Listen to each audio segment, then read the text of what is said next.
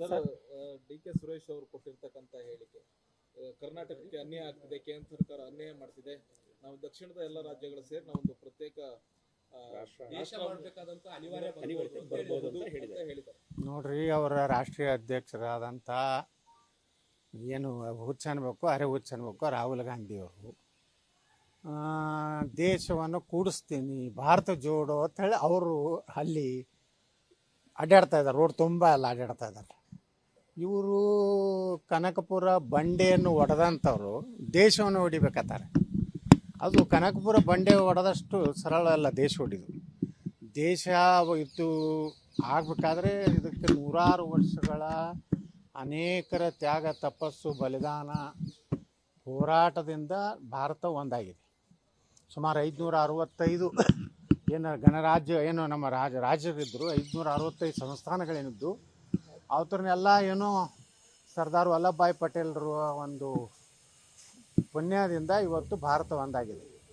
ಇವತ್ತು ಅದನ್ನು ಒಡೆಯುವಂಥ ಮೂರ್ಖತನದ ಹೇಳಿಕೆ ಕೊಡೋದ್ರ ಮೂಲಕ ಕಾಂಗ್ರೆಸ್ಸು ಭಾರತವನ್ನು ಈಗಾಗಲೇ 3-4 ಭಾಗ ಮಾಡಿದೆ.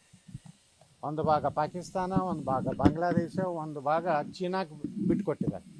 ಯಾರು ಅದು ಪಂಡಿತ್ ಜವಾಹರ್ಲಾಲ್ ನೆಹರು ಅವರ ಪ್ರಧಾನಮಂತ್ರಿ ಮಾಡೋದ್ರ ಸಲುವಾಗಿ ದೇಶವನ್ನೇ ಒಡೆದಂಥ ಒಂದು ಕುಟುಂಬ, ದೇಶವನ್ನೇ ಒಡೆದಂಥ ಒಂದು ರಾಷ್ಟ್ರೀಯ ಪಕ್ಷ.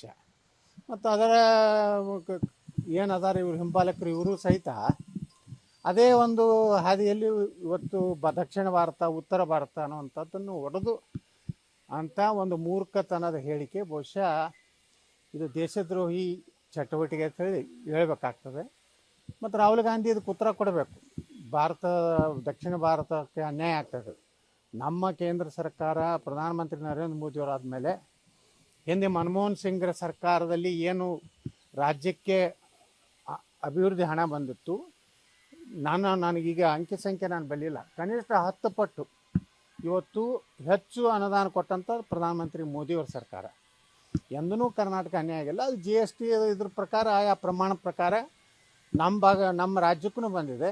ಮತ್ತು ಕೆಲವೊಂದು ಭಾಳ ಅತಿ ಹಿಂದುಳಿದಂಥ ರಾಜ್ಯಗಳಿಗೂ ಇವತ್ತು ನಾರ್ತ್ ಈಸ್ಟ್ ಇದೆ, ಈಶಾನ್ಯ ರಾಜ್ಯಗಳಿವೆ, ಅಲ್ಲಿಯೂ ಸಾಕಷ್ಟು ಬೋಡೋಲ್ಯಾಂಡು ಅವು ಇವು ದೇಶ ವಿರೋಧಿ ಚಟುವಟಿಕೆಗಳು ಎಲ್ಲನೂ ಎದಕ್ಕಾಗ್ತಾಯಿದ್ವು ಅಂದರೆ ಅಭಿವೃದ್ಧಿ ಆಗಿಲ್ಲ ಅಂತ ಹೇಳಿ.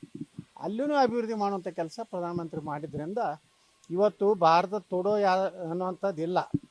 ಏನು ಬರುವಂಥ ದಿವಸಗಳು ಭಾರತ ಜೋಡೋ ಆಗ್ತವೆ.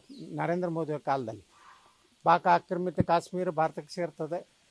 ಅದರ ನಂತರ ಪಾಕಿಸ್ತಾನ ದಿವಾಳಿಯಾಗಿ ಈಗ ಅದೂ ಸಹ ಅಲ್ಲಿ ಜನ ಪಾಕಿಸ್ತಾನದಲ್ಲಿ ಅಂತ ಯುವಕರು ಹೇಳ್ತಾ ಇದ್ದಾರೆ ನಮಗೆ ನರೇಂದ್ರ ಮೋದಿಯವರಂಥ ಪ್ರಧಾನಮಂತ್ರಿ ಬೇಕು. ಭಾರತದಲ್ಲಿ ಇವತ್ತೇನು ಭಾರತದ ಒಳಗಡೆ ಇರುವಂಥ ಕಾಶ್ಮೀರದಲ್ಲಿ ಏನು ಅಭಿವೃದ್ಧಿ ಆಗ್ತದೆ ಅದನ್ನು ನೋಡಿ ಪಾಕಿಸ್ತಾನ ಸಹ ಇವತ್ತು ನಮ್ಮ ಭಾಗ ಆಗ್ತದೆ. ಇನ್ನೊಂದು 10 ವರ್ಷ ತಡೀರಿ, ಮುಂದೆ ಅಫ್ಘಾನಿಸ್ತಾನ ಇವತ್ತು ನಮ್ಮ ಗೆಳತನ ಮಾಡ್ತಾಯಿದೆ. ಇಂಥ ಪರಿಸ್ಥಿತಿಯಲ್ಲಿ ಡಿ ಕೆ ಸುರೇಶ್ ಅವರು ಅತ್ಯಂತ ಬೇಜವಾಬ್ದಾರಿ ಮತ್ತು ಒಬ್ಬ ಸಂಸದರಾಗಬೇಕಾದ್ರೆ ಒಂದು ಪ್ರಮಾಣ ವಚನ ನಾವು ತೊಗೊಂಡಿರ್ತೀವಿ.